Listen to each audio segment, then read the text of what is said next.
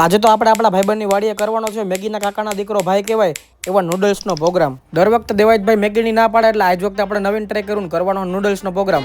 આ મેગી ખાઈને માર્કેટમાં મૂક્યા હોય એ કોઈ દી છત્રપતિ શિવાજી થોડા થાય ભાઈ. આપણે નૂડલ્સનો પ્રોગ્રામ એટલે મેગી ખાધી એમ કોઈ કહેતા નહીં. સવારના પૂરમાં આપણે પવન ચક્કીનું મોટું પાકી જોતા જોતા જવાનું હતું ભગવાનના દર્શન કરવા માટે. હું અને મારો ટોપી વાળો ભાઈબંધ સવારના પૂરમાં નીકળી ગયા હતા તરવડા મચ્છુમાના મંદિરે દર્શન કરવા માટે. સૌથી પહેલા આપણે પહોંચી ગયા વેગડી ગામે ને વેગડી ગામે જવાનું હતું આપણે ખોડલ માતાજીના દર્શન કરવા માટે, કારણ કે અહીંયા અતિ પ્રાચીન એક ખોડલ માતાજીનું મંદિર આવેલું છે. માતાજીના દર્શન કરીને બે ભાઈઓ નીકળી ગયા હતા અમે તરવડા ગામ બાજુ જવા હતું. વેગડી ગામથી તરવડા ગામ વચ્ચે આ કઈ નદી આવે કોઈને ખબર હોય તો કોમેન્ટ કરી નાખજો. મચ્છુમાના મંદિરે તરવડા આપણે પહોંચી ગયા છે ને હવે કરી લે આપણે માતાજીના દર્શન. નવા મંદિરે માતાજીના દર્શન કરીને બધા ભાઈઓને મળી લીધું અને ભાઈઓને મળીને આપણે હવે જવાનું હતું માતાજીના જૂના મંદિરે દર્શન કરવા માટે. જૂના મંદિરે માતાજીના દર્શન કર્યા અને ચશ્મા ચડાવીને બંકો ઉભો રહી ગયો કારણ કે બંકાને પાડવાના હતા ફોટા. સાલા ये दुख का खत्म नहीं होता बे.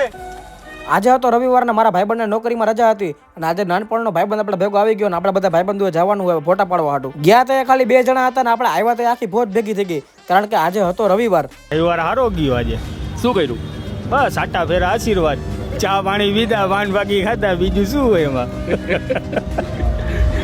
રવિવારે કામ કરવું ન ગમે. घर भेगू थाने भाई.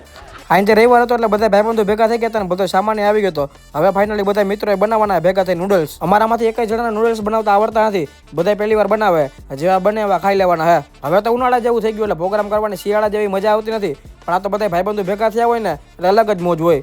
સાસ બહુ પીધી ને મને ખટાશ નડે છે. તને સાસ જ પીવાનું હુજ્યું, તને બીજું કઈ હુજ્યું જ નહીં. હાલો અમારા તો આવા પ્રોગ્રામ હાલતા જ રહે. તમારા જો આવા કાયમી પ્રોગ્રામ જોવા હોય તો મને ફોલો કરી નાખો. મળીએ બધાને કાલે આવા વિડીયોમાં. ત્યાં સુધી બધાને જય શ્રી રામ.